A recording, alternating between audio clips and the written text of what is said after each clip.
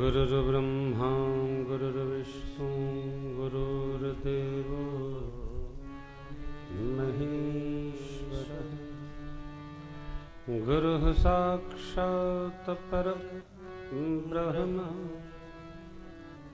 तस्मै श्री गुरवे नमः। श्री सद्गुरुदेव भगवान की जय। लोकाभिरामं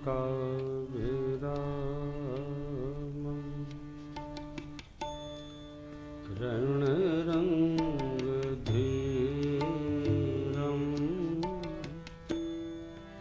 राजीवनेत्रं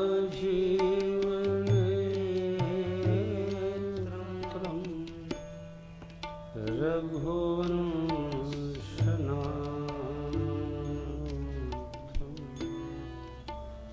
कारुण्यरूपं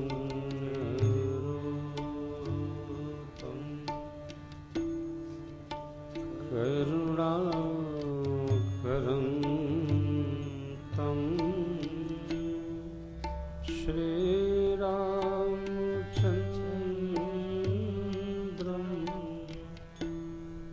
शरणं प्रपद्ये। श्रीरामचन्द्रं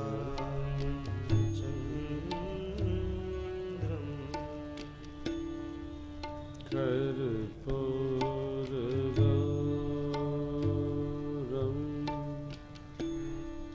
करुणावतारं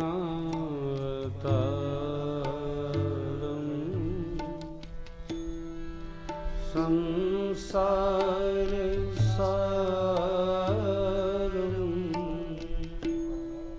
भुजगेन्द्रहारं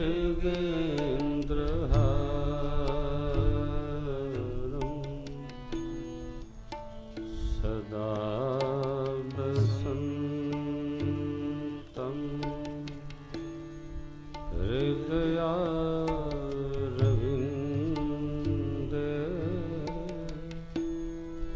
भवं भवानी सहितं नमामि। भवं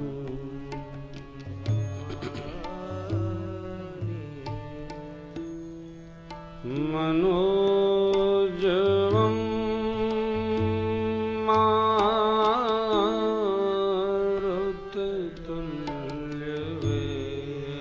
मारुततुल्यवेगं जितेन्द्रियं बुद्धिमतां वरिष्ठं वातात्मजं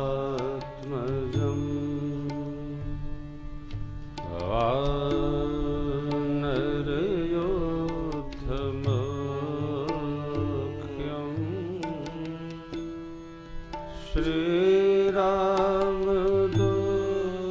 श्रीरामदूतं शरणं प्रपद्ये। श्रीरामदूतं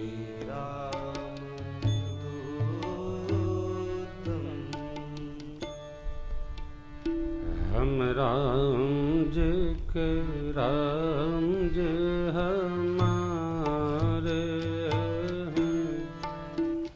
हम राम जी के राम जी हमारे हैं।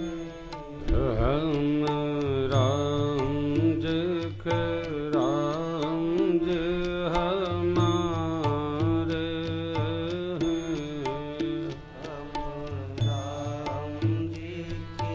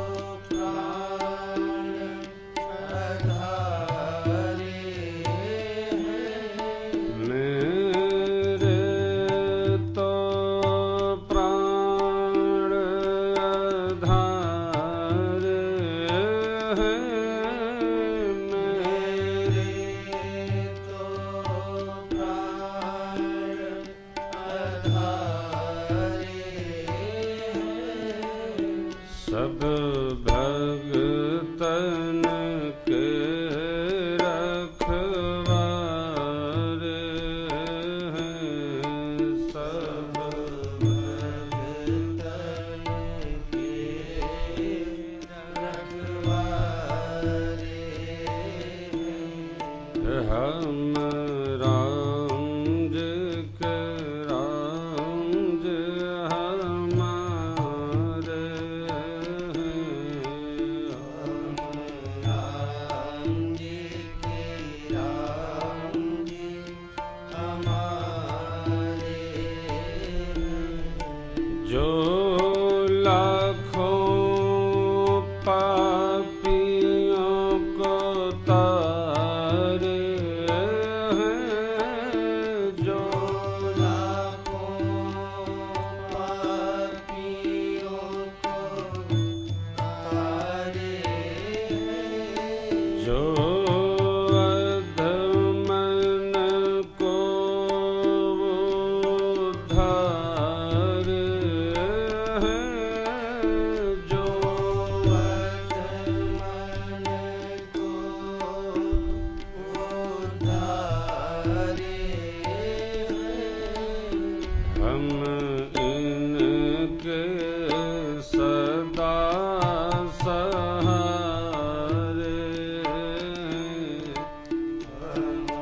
इनके सदा सहारे हम राम जी के राम जी हमारे हम राम जी की राम जी हमारे माता राम मत पिता रामचंद्र स्वामी राम मत सखा रामचंद्र सर्वस्वं मे रामचंद्रो दयालु नान्यम जाने नैव जाने बंदों श्री तुलसी के चरण जिनके न्यों जग का कल समुद्र बोड़त लखम प्रगट सत भक्ति भक्त भगवंत गुरु चतुर नाम बपवे जिनके पद वंदन न सही विघ्न सिया राम मैं सब जग जानी करऊं प्रणाम जोरी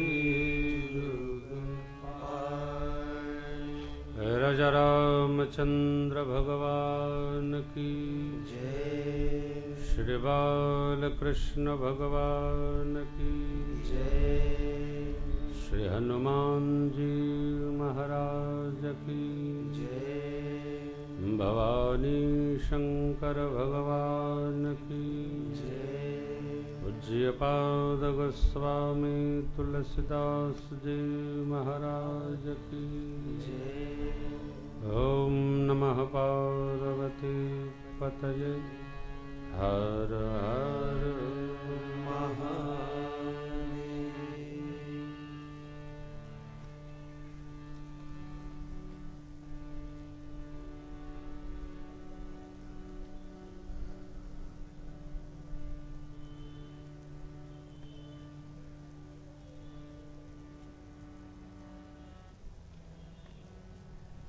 परिपूर्णतम परमात्मा कारण करुणा वरुणालय भगवान श्री राघव को प्रणाम। शिव जी हनुमान जी को साष्टांग, बाबा को बारंबार वंदन। पूज्य महाराज श्री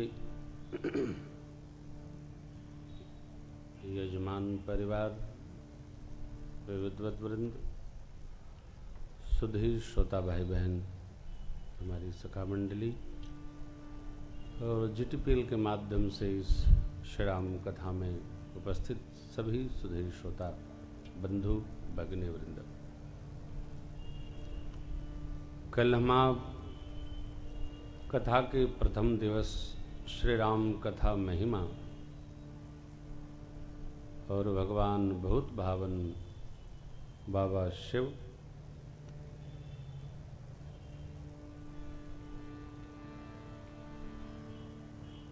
और मां भगवती के विवाह की कथा गाए।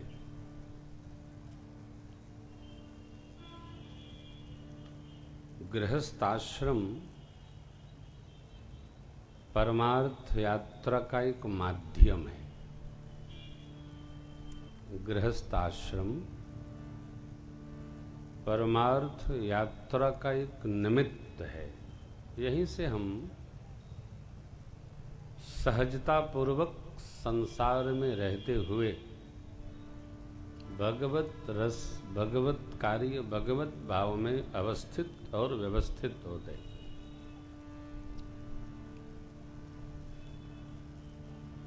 यह कथा ऋषिवर याज्ञवल्क्य जी महाराज भरद्वाज जी को तीर्थराज प्रयाग में सुना रहे हैं।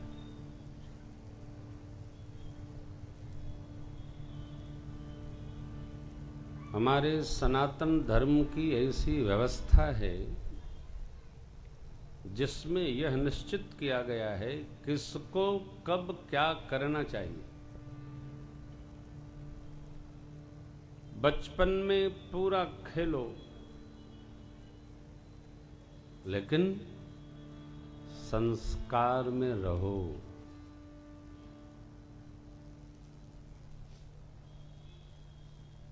ब्रह्मचर्य आश्रम 18 वर्ष तक, ये पहले 25 वर्ष था जब हमारी आयु 100 वर्ष की हुआ करती थी, जब हम ससंयम जिया करते थे।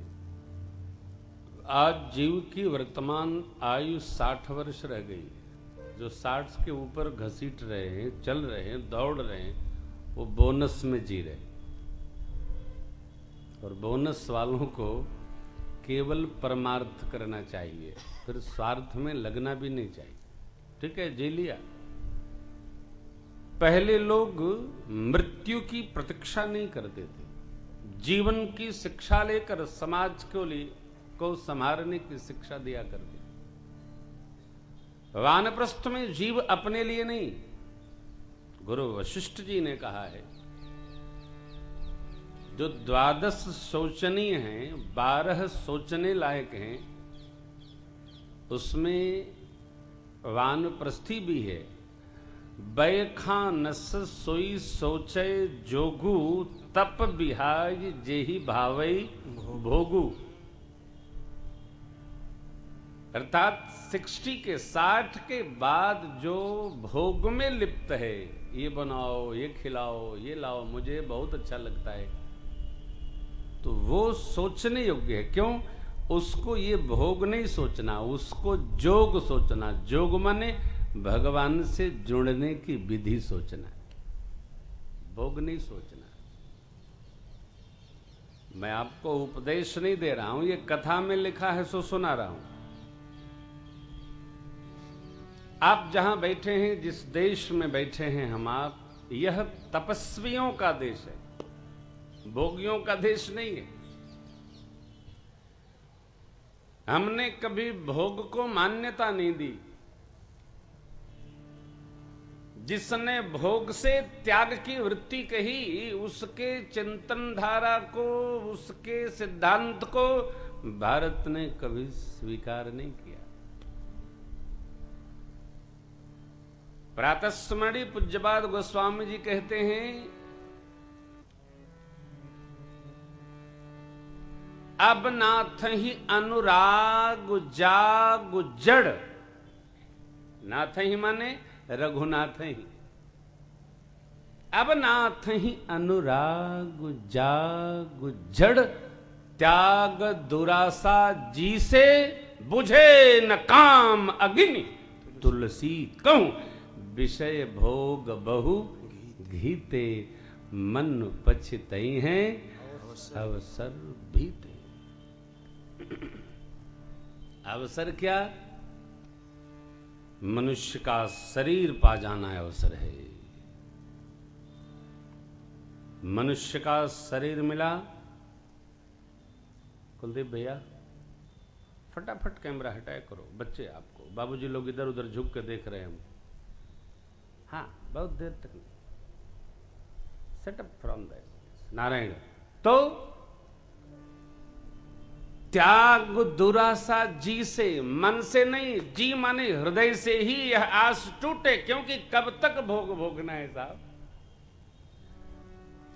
अभी मैं कल थोड़ा मुझे यहाँ शोर सपाटा अधिक हुआ तो मैं राजकुमार जी के यहाँ चला गया। वहां बड़ी शांति, ये सब नीचे रहते हैं, हम ऊपर लाला के साथ रहते हैं। न किसी का दर्शन होता, न किसी का कुछ सुनाई पड़ता है।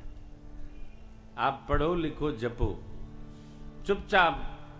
हमसे ये बहू रानी आप क्या खाएंगे? अरे जो खाना होगा अब 40 साल तक खा लिया, केवल खाते ही रहेंगे, कुछ भजेंगे भी। अपने कोई जिह्वा का रस नहीं है साहब। जिह्वा का रस तो केवल भगवत भजन है, कोई मतलब नहीं। पूरी धरती खा जाएंगे तब भी भरेगा कुछ नहीं। बाबा ने कहा त्याग दुरासा जी से। आप देखिए, जो वस्तु रात को खाएंगे आप, 10 दिन मन नहीं करेगा, 11वें दिन फिर चित्त कहेगा थोड़ा बनाती तो अच्छा था। फिर वही रस। इंद्रियां बुझे न काम, काम माने कामनाएं, आंख की कामना, कान की कामना, रसना की कामना, नासिका की स्पर्श इंद्री की, बुझे न काम अग्नि। तुलसी कहूं विषय भोग बहु घीते। ये विषय भोग घी के समान है, जितना डालो उतना अग्नि प्रज्वलित होती है। ये क्या अग्नि है? विषयाग्नि। आंख से जितना चित्र देखो और देखने का मन करता है, कान से जितनी बातें सुनो और सुनने का मन करता है। महात्मा लोगों ने कहा है इन इंद्रियों को भगवान की ओर लगाओ, भगवान की ओर लगाओ। अरे महाराज, इतनी बड़ी गृहस्थी है, इसमें हम भगवान की ओर लगें कि गृहस्थी की ओर लगें? आदमी के साथ एक दुर्घटना हो गई है। क्या? भगवान के भजन को अलग मानता है और जगत के काम को अलग मानता है। हमने अलग अलग विभाग कर रखा है। ये जगत का काम कर लेंगे तब भगवान का काम करेंगे। आप जरा विचार करिए कि जगत का काम कितने दिन तक करना है और भगवान का काम कब करना है। क्या ये पता है कि कब तक रहना है? ये नहीं पता है। रहने की कोई तिथि नहीं है। इस बार हम आप बैठे हैं राम कथा में, पूज्य महाराज श्री भी हैं। अगली बार जब अहमदाबाद हम कथा गाने आएंगे, कितने लोग रहेंगे कितने नहीं, मैं भी रहूंगा कि नहीं, क्या भरोसा? कुछ भरोसा नहीं। क्षण भंगुर जीवन की कलिका, कल प्रातः को जान खिली न। मलया चल की शुचि शीतल मंद, सुगंध समीर मिले न। ये जीवन क्षण भंगुर है, अभी है, अगले क्षण नहीं। प्रातःकाल 4:30 बजे मलयागिरी की मीठी मीठी हवा चलती है, उस समय और अच्छी निद्रा आती है। मलया चल की शुचि शीतल मंद, सुगंध समीर मिले न मिले। कलिकाल कुठार लिए फिरता, तन नम्र से चोट झिली न झिली। कलिकाल कुठार लिए फिरता, तन नम्र से चोट झिली न झिली। जप ले हरि नाम अरे रसना, जनयंत समय में हिली न हिली। जप ले हरि नाम अरे रसना, जनयंत समय में हिली न हिली। गृहस्थी का काम अलग, भगवान का काम अलग, ऐसा नहीं है। सब साथ है, साथ चलो। आप किसी को बांट नहीं सकते। देखो, आदमी सब काम करता है लेकिन मोबाइल नहीं छोड़ता। विचार करिए, आप सब कुछ भूल सकते हैं, मोबाइल नहीं भूल सकते, आंख में रोशनी कम हो आप सब भूल जाएंगे, चश्मा नहीं भूलेंगे। क्यों? भूल जाओगे तो दिखाई नहीं पड़ेगा। किसी ने चाय ला के रख दिया सामने, कप रखा वहां, दिखाई पड़ेगा यहां। क्यों दादाजी?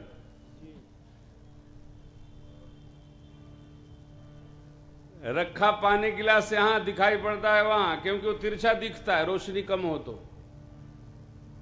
जिसको हम जीवन का अनिवार्य अंग मान लेते हैं उसको हम छोड़ नहीं सकते। तो हम भगवान के भजन को जीवन का अनिवार्य अंग क्यों नहीं मान पाते? विशेष है। यहीं से कथा की सहज अवस्था प्रारंभ हो रही है। गृहस्थी के दायित्व से जो परमात्मा को वचन दिया था, भगवान शिव मुक्त हुए।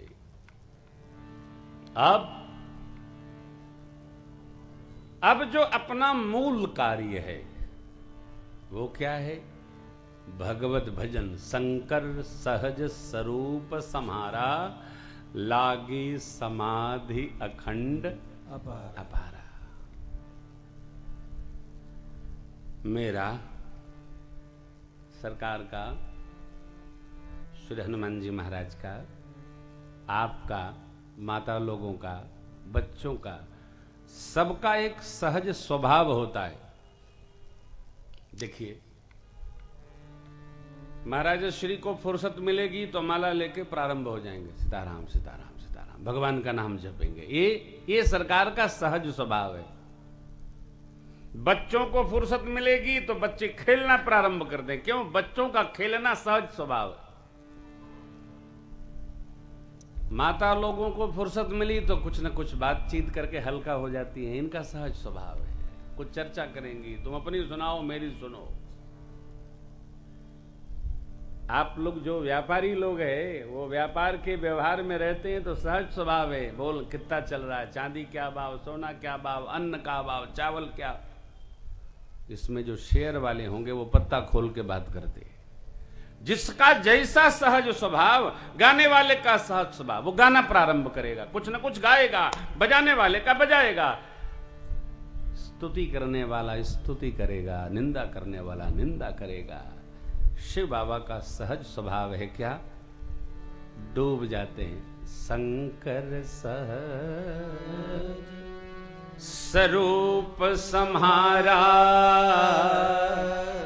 परिणाम तो लागी समाधि अखंड अपार। अखंड समाधि में शिव जी डूब गए।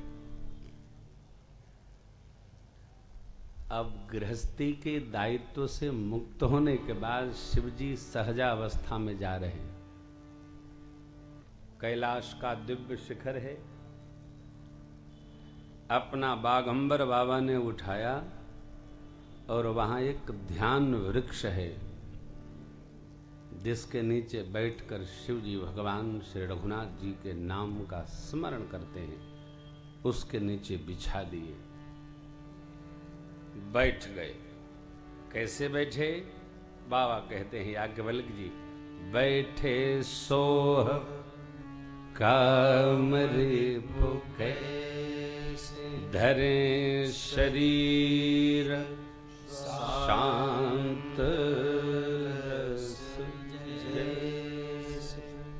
मानो जैसे शांत रस ही साक्षात स्वरूप धारण करके आ गया हो। शांत बैठे बाबा। मां भगवती पार्वती जी ने देख लिया कि ये तो बैठे और कहीं समाधि में चले गए तो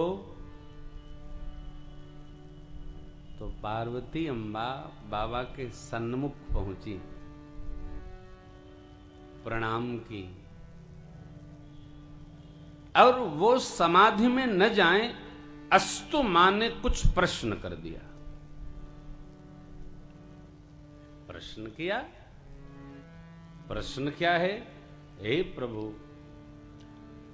आप तो सर्व सामर्थ्यवान हैं, योग ज्ञान वैराग्य सभी कलाओं के खजाना हैं। आप कल्पतरु हैं प्रभु।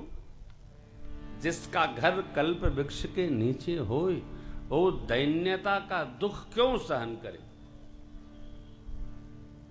आपकी अनुमति हो तो मैं कुछ प्रश्न करूं।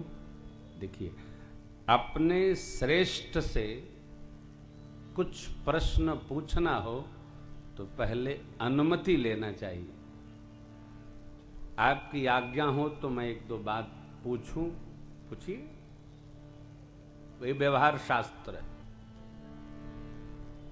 ऐसा नहीं वो किसी से बात कर रहे हैं, बैठे हैं, कुछ सोच रहे हैं और आप गए, प्रारंभ हो गए, वो अपनी भी खराब कर लिए और आपकी तो कुछ भई नहीं। अवसर देखकर भगवान शिव अवसर देखकर बोलते हैं। प्रसंग आगे आएगा। अनुमति मिली तो मां ने पूछा, प्रभु परमार्थी मुनि लोग जिनका तत्वतः चिंतन करते हैं, साधु लोग जिनका भजन करते हैं, वेद पुराण सरस्वती जी शेष नारायण जिनका अनेकानेक भाव से गान करते हैं, वेद नेत नेत कह के रुक जाते हैं।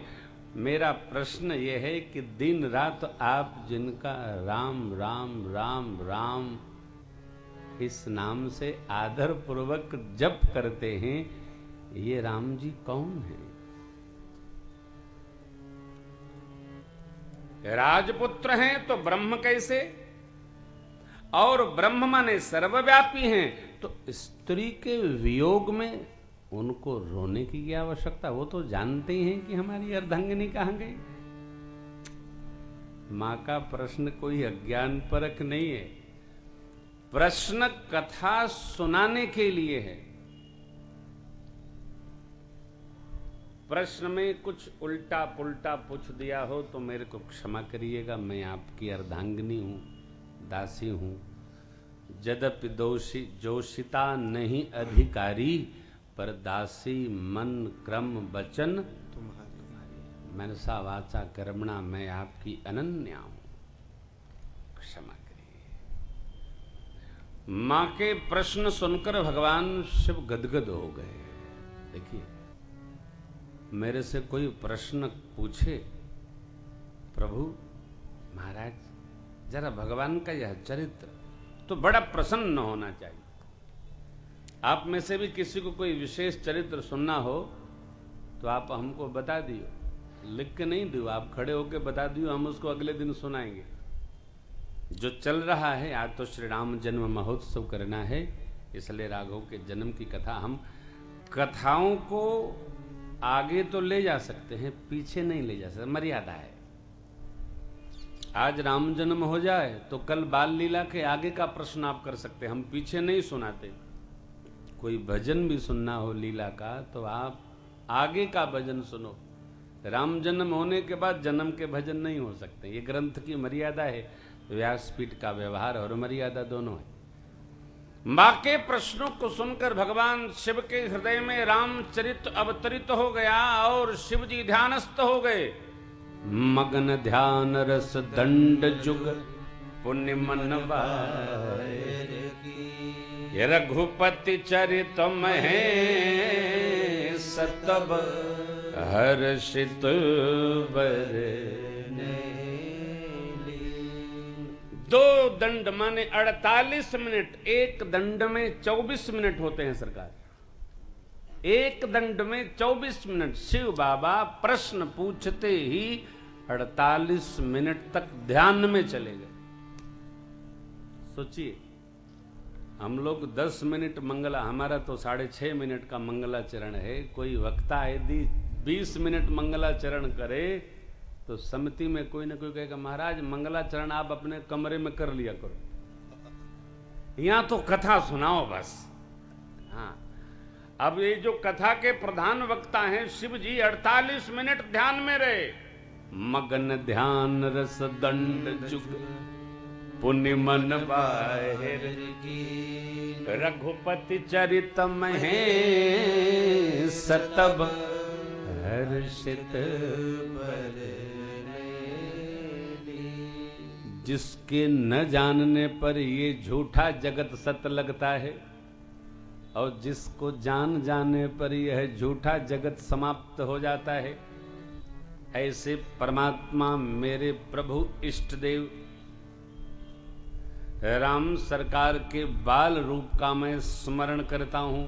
शिव जी ने मंगलाचरण किया। कौन राम जी?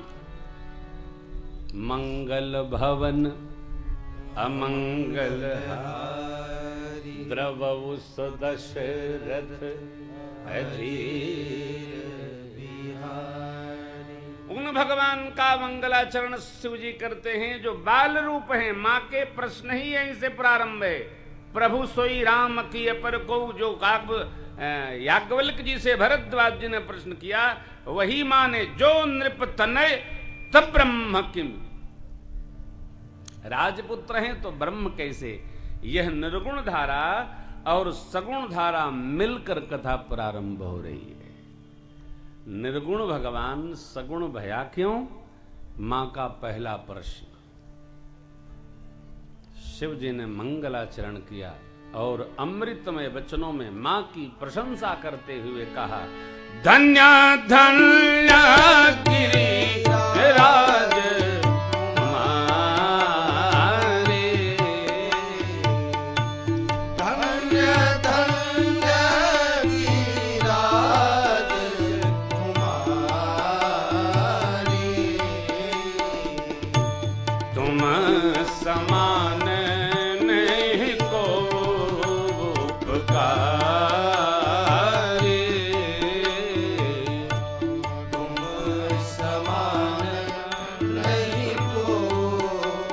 प्रसंगा,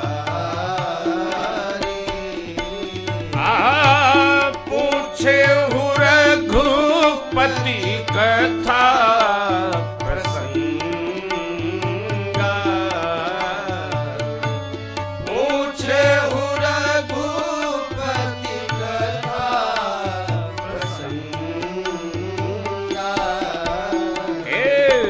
सकल लोक जग पावनी गंगा, सकल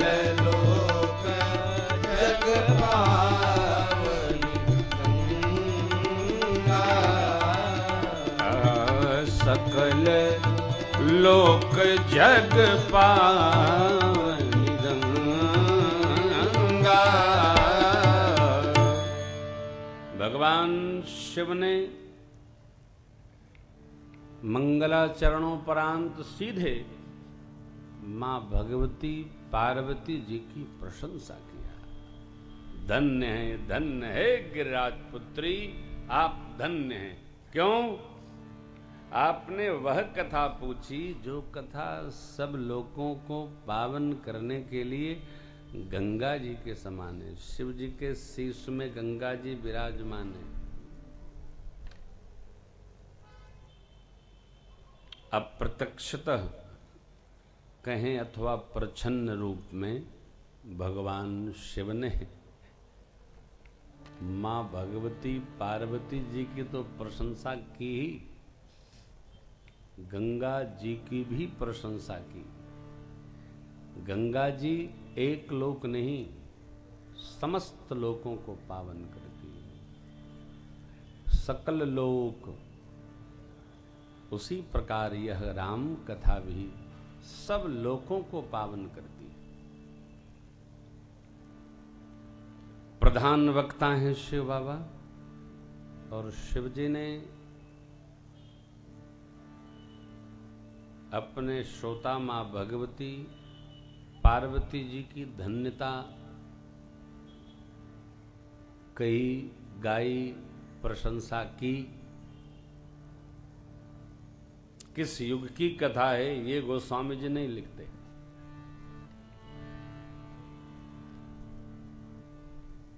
कथा करना बहुत सरल है, कथा कराना सरल नहीं है।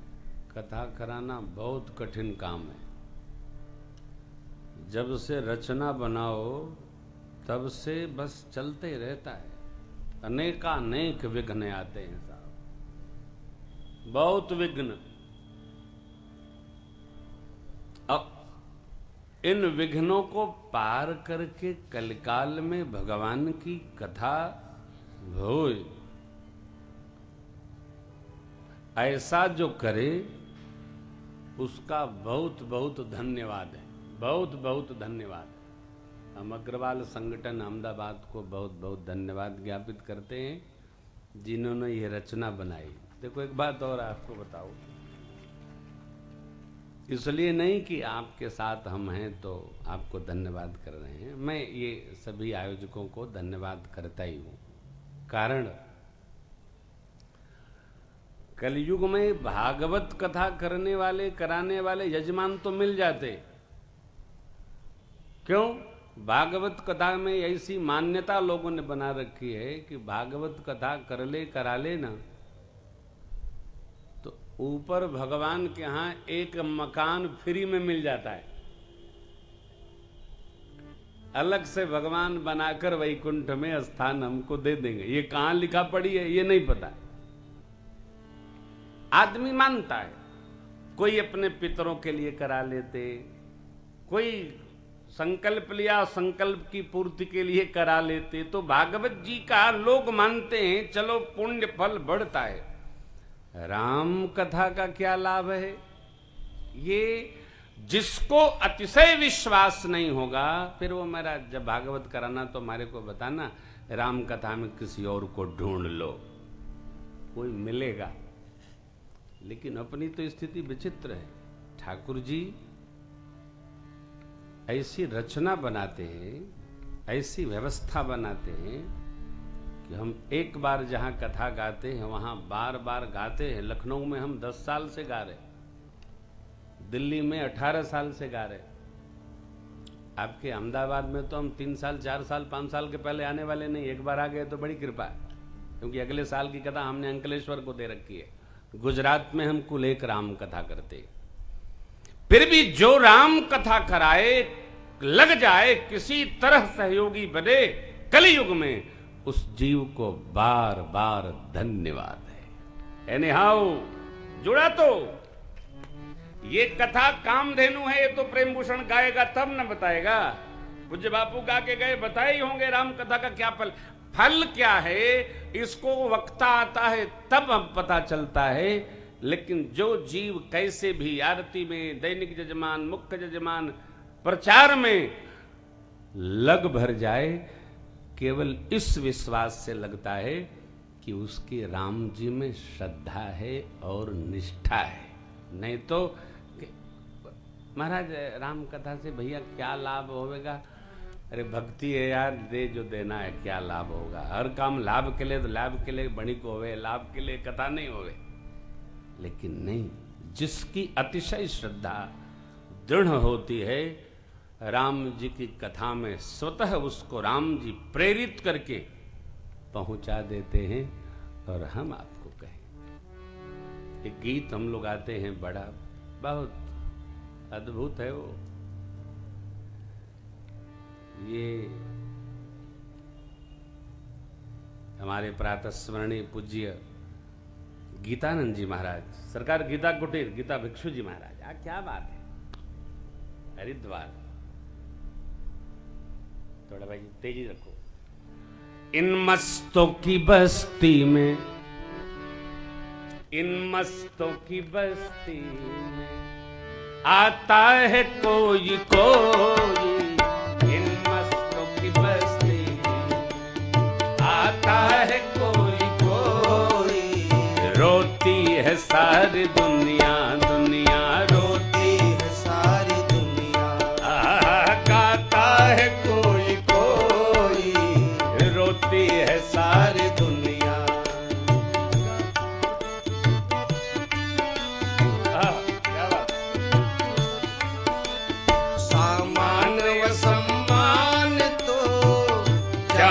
चाहता है सामान्य सम्मान को, चाहता है सामान्य सम्मान तो जहान चाहता है, सामान्य सम्मान तो जहान चाहता है। फटकार मार प्यार से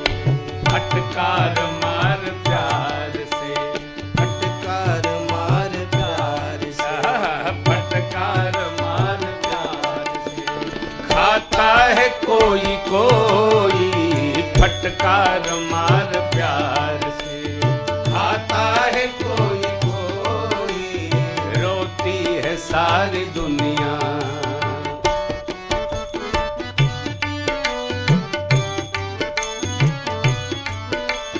रंग रलियों की गलियों में सब लोग भटकते हैं, रंग रलियों की गलियों में सब लोग भटकते हैं, रंग रलियों की गलियों में सब लोग भटकते हैं, रंग रलियों की गलियों में सब लोग भटकते हैं, पर प्रेम की गली में प्रभु प्रेम की गली में प्रभु प्रेम की गली में आता है कोई कोई, इन मस्तों की बस्ती में आता है कोई कोई, रोती है सारी दुनिया।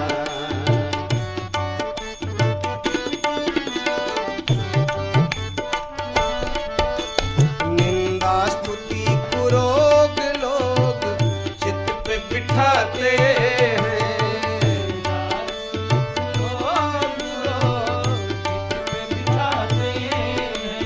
निंदा स्तुति कुरोग लोग चित्त पे बिठाते हैं, चित्त पे बिठाते हैं।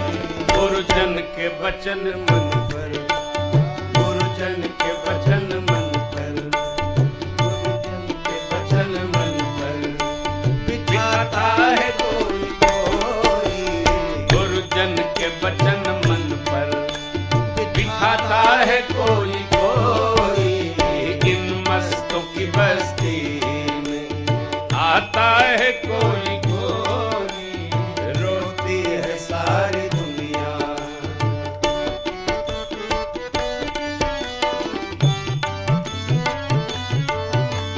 निज तन की मैल मलमल सब लोग छुड़ाते हैं, मन की मैल मलमल सब लोग छुड़ाते हैं, निज तन की मैल मलमल सब लोग छुड़ाते हैं, निज तन की मैल मलमल सब लोग छुड़ाते हैं।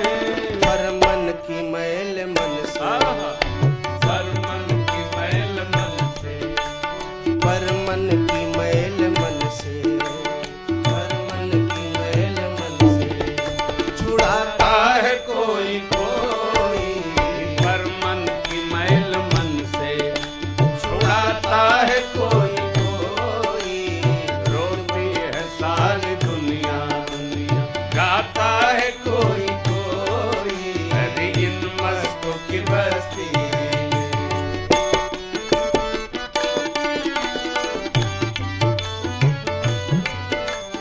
जनने व मरने वाला सब लोग बताते हैं, जनने व मरने वाला सब लोग बताते हैं, जनने व मरने वाला सब लोग बताते हैं, जनने व मरने वाला सब लोग बताते हैं। पर अजर अमर रूप, पर अजर अमर रूप, पर अजर अमर रूप पर अजर अमर रूप बताता है कोई कोई, इन मस्तों की बस्ती आता है कोई कोई, इन मस्तों की बस्ती।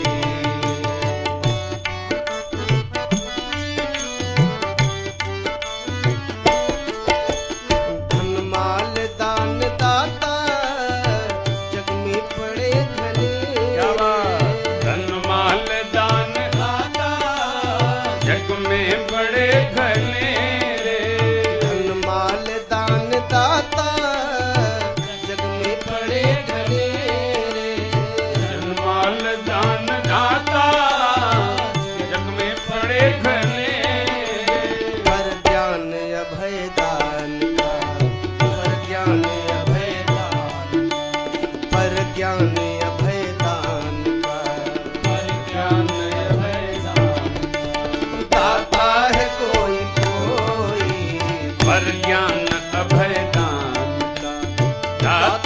है कोई कोई इन मस्तों की बस्ती में।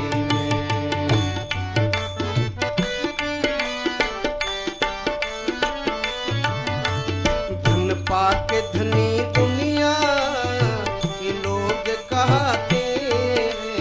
धन पाके धनी दुनिया ये लोग कहते हैं। धन पाके धनी दुनिया ये लोग कहते हैं। धन पाके धनी दुनिया ये लोग कहते हैं। पर शहंशाह भिक्षु पर शहंशाह भिक्षु पर शहंशाह भिक्षु कहता है कोई कोई। कहता है कोई कोई इन मस्तों की बस्ती। आता है कोई कोई रोती है सारी दुनिया। गाता है कोई कोई इन मस्तों की बस्ती।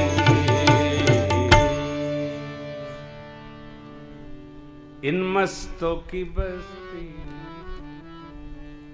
आता है कोई कोई इन मस्तों की बस्ती। भागवतों की अपनी मौज है साहब। सब जगह मिलते हैं, सब जगह पाए जाते हैं।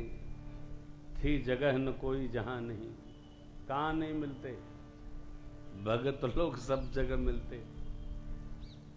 भगत भी मिलते हैं और ठगत भी मिलते। एक बार एयरपोर्ट से निकल रहा था दिल्ली में सरकार, तो लाला के साथ चलता हूं मैं।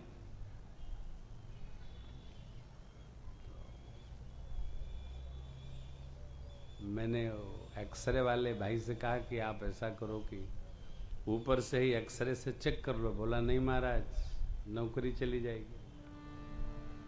मैंने कहा लाला से थारी नौकरी का क्या रिश्ता भाई?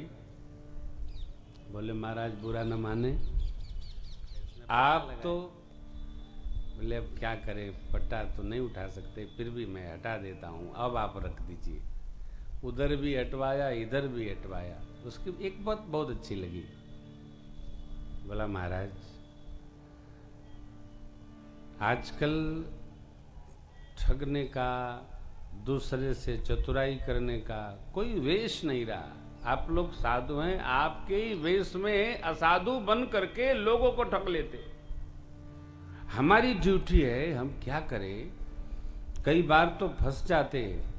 इसलिए ये भगवान है आपके लिए, हमारे लिए न जाने ये क्या है।